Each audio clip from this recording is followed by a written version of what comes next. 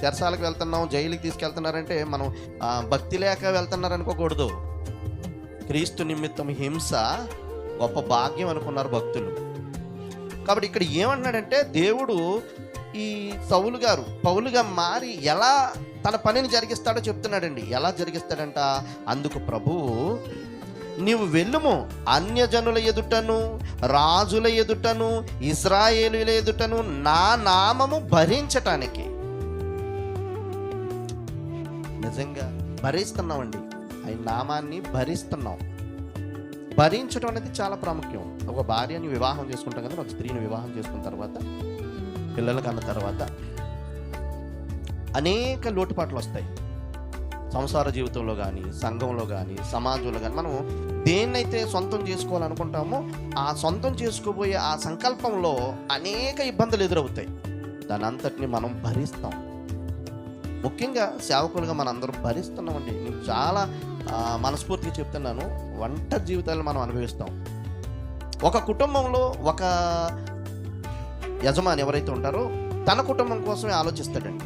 తన కుటుంబం వరకు ఆలోచించి, తన కుటుంబ పోషణ అయి ఉండొచ్చు, ఆరోగ్య విషయం అయి ఉండొచ్చు, వాళ్ళ సంతోషం అయి ఉండొచ్చు ఆలోచిస్తాడు. కానీ ప్రతి సేవకుడు చివరికి అష్టైశ్వర్యాలు ఉన్నాయి అనుకున్న సేవకుడు కూడా చెప్తున్నాను, ఖచ్చితంగా ఏదో ఒక విషయంలో, సంఘ విషయంలో, విశ్వాసుల విషయంలో, పాడైన సమాజం విషయంలో ఇంకా ఏదో చింతను భరిస్తూనే ఉంటాడు.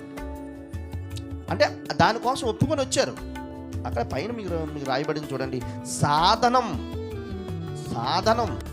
చదువుదామమ్మా. అందుకు ప్రభువు, నీవు వెళ్ళుము, అన్యజనుల ఎదుటను రాజుల ఎదుటను ఇశ్రాయేలు ఎదుటను నా నామము భరించుటకు ఇతడు నేను ఏర్పరచుకొనిన సాధనమై ఉన్నాడు.